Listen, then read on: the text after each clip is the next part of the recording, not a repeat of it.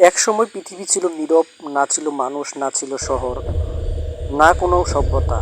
তারপর আল্লাহ সৃষ্টি করলেন জিন জাতিকে। তারা পৃথিবীতে বসবাস করলো হাজার হাজার বছর। প্রথমে তারা ইবাদত করত, কিন্তু ধীরে ধীরে অনেক জিন অহংকারী হয়ে গেল। তারা পৃথিবীতে অশান্তি, যুদ্ধ আর রক্তপাত শুরু করলো। আল্লাহ তখন ফেরেশতাদের মাধ্যমে তাদের অনেককেই ধ্বংস করলেন। কিন্তু জিন পাহাড়, মরুভূমি আর নির্জন স্থানে ছড়িয়ে পড়ে। ঠিক তখনই আল্লাহ ঘোষণা দিলেন, আমি পৃথিবীতে একজন প্রতিনিধি সৃষ্টি করতে যাচ্ছি। ফেরেশতারা অবাক হয়ে বললেন, আপনি কি এমন কাউকে সৃষ্টি করবেন যারা পৃথিবীতে ফাসাদ করবে এবং রক্তপাত ঘটাবে? এই প্রশ্ন থেকে অনেক আলেম বলেন, ফেরেশতারা আগে কোনো সৃষ্টির অভিজ্ঞতা জানতেন। হতে পারে তারা জিনদের কর্মকাণ্ড দেখেছিলেন।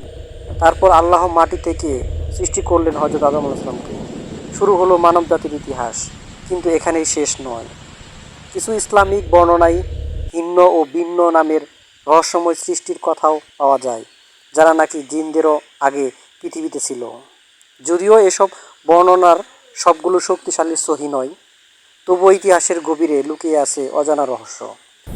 এই পৃথিবী শুধু আমাদের গল্প নয়, এটি বহু সৃষ্টির আগমন ও পতনের সাক্ষী।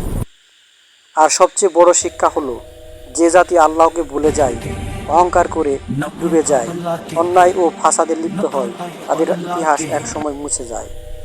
তাই আজও প্রশ্ন রয়ে যায়, আমরা কি সেই অতীত জাতিদের শিক্ষা নিচ্ছি, নাকি একই ভুলের পথেই হাঁটছি? অহংকার জাতিকে ধ্বংস করে, আল্লাহর অবাধ্যতা পৃথিবীতে অশান্তি আনে। ইতিহাস থেকে শিক্ষা নেওয়াই বুদ্ধিমানের কাজ।